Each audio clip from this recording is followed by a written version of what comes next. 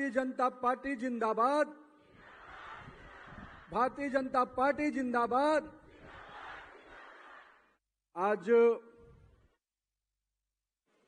इस कार्यक्रम में उपस्थित हमारे असम प्रदेश के अध्यक्ष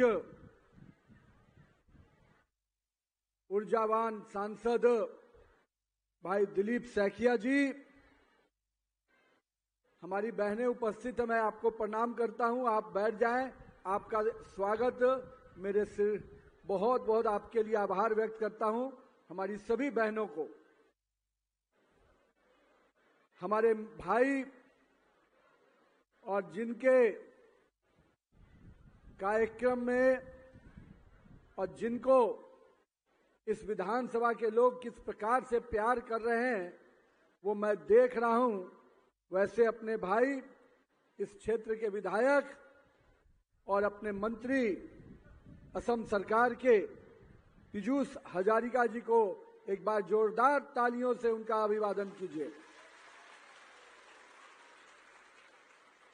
आज यहां पर हमारे कई प्रत्याशी आपका आशीर्वाद प्राप्त करने के लिए यहां उपस्थित हुए हैं। रमाकांत जी, मैं आपको भी अभिनंदन करता हूं। शशि कांता दास जी का भी अभिनंदन करता हूं। डॉक्टर तपन दास जी का, अनिल सैकिया जी का, मुकुट देवनाथ जी का, अपने प्रत्याशी खलील रेहान जी का भी मैं बहुत बहुत अभिनंदन करता हूं। तपन जी हमारे एजीपी के उम्मीदवार हैं और हम ये मानते हैं कि पूरा एनडीए मिलकर चुनाव लड़ रहा है, यानी हर सीट पर भाजपा भी है और हर सीट पर एजीपी का भी उम्मीदवार है और हमारा उम्मीदवार भाजपा और एनडीए का, एजीपी का मिलकर है।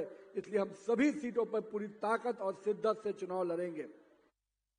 हमारे जिले के अध्यक्ष राम प्रसाद शंकर जी, रतुल शर्मा जी, अभिजीत नाथ जी, प्रणब ज्योति जी, राष्ट्रीय स्तर पे मीडिया का काम देख रहे नेशनल स्पोक पर्सन के शर्मा जी, अरविंद दमानी जी, हमारे युवा साथी, हमारे प्रांतीय कलिता डेका जी, पल्लव जी, मल्लिका बरदोलोई जी, चंदन दास जी, देवाशीष दास जी और यहां पर बड़ी संख्या में उपस्थित माताएं, बहनें, मेरे युवा साथी, मैं आप सबको नमन करता हूं। आदि शक्ति जगत जननी मां कामाख्या के इस पवित्र भूमि को शीर्ष झुकाकर प्रणाम करता हूं। आप सबका अभिनंदन करता हूं। देवसाल शिव मंदिर की महिमा को भी मैं सत सत नमन करता हूं।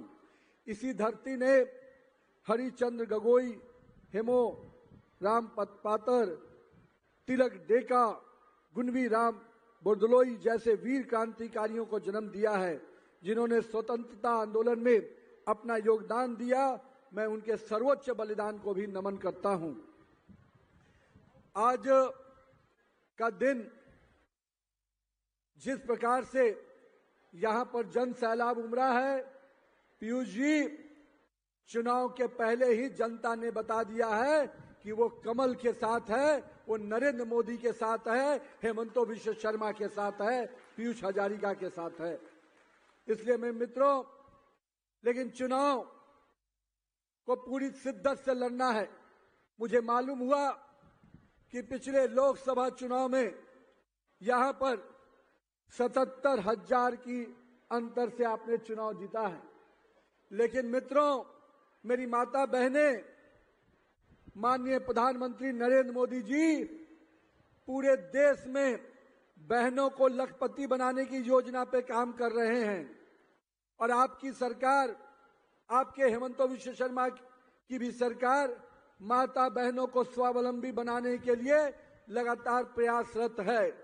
तो मेरा ये मानना है कि अगर माता बहनों की इतनी चिंता नरेंद्र मोदी और हेमंत बिश्व शर्मा करते हैं तो मेरे भाई पीयूष हजारिका और मेरे सभी उम्मीदवार भाई जो बैठे हैं यहाँ पर, उनको लखपति बनाकर आपको भेजना होगा। 1000 से नहीं, लाखों वोट से जिताने का काम करना होगा आपको। आज जिस असम की चर्चा हो रही है, माननीय प्रधानमंत्री जी अभी पूरे असम प्रदेश के बूथ के अध्यक्षों से बात कर रहे थे।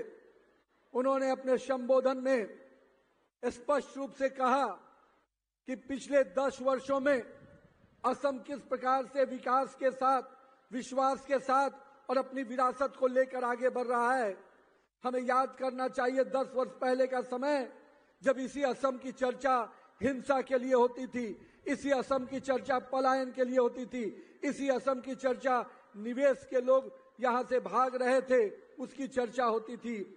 लेकिन आज असम की चर्चा उसके नई संभावनाओं के लिए होती है, नई उम्मीदों के लिए होती है और असम की चर्चा विकास को नई उड़ान देने के लिए होती है।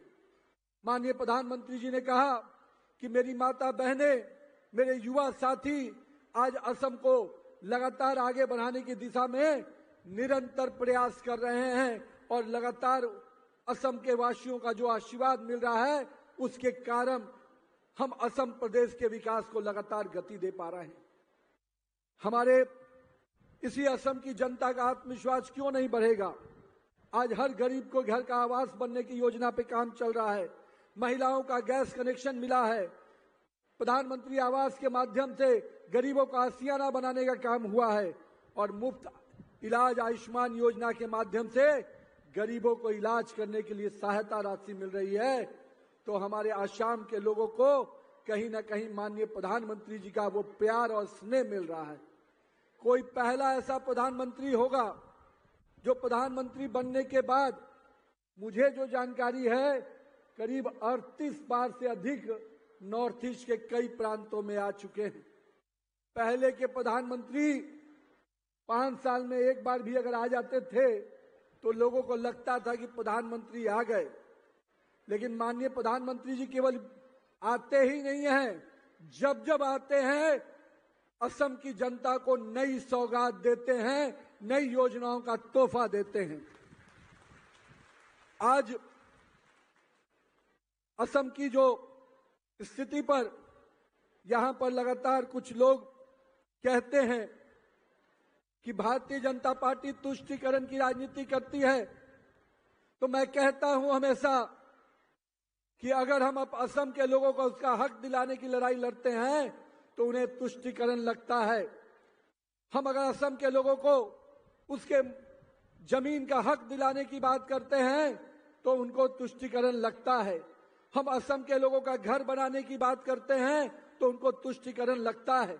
हम असम के लोगों के लिए विकास की नई योजना लाते हैं तो उनको तुष्टीकरण लगता है, क्योंकि कांग्रेसियों का हाथ घुसपैठियों के साथ है और भाजपा का विश्वास असम की जनता के साथ है।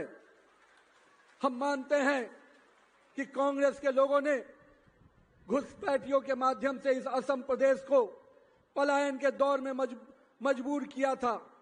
पूरे असम को चिकन नेक बनाकर असम में लगातार एक पूरे से बांग्लादेशी घुसपैठियों के लिए रास्ता खोल दिया था।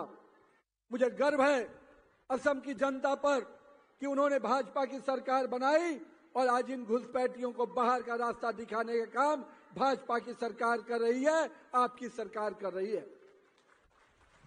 मैं आज, लोग कहते हैं कि भारतीय जनता पार्टी कठोर फैसले लेती है, लेकिन अगर हमें देश की रक्षा के प्रति, देश की सुरक्षा के प्रति, देश की माता बहनों की सुरक्षा के लिए अगर कठोर निर्णय लेने पड़ते हैं तो हम कठोर निर्णय लेंगे, क्योंकि हमें अपनी जनता के प्रति जवाबदेही है। लोग कहते हैं कि भाजपा कठोर है, तो हम कठोर हैं।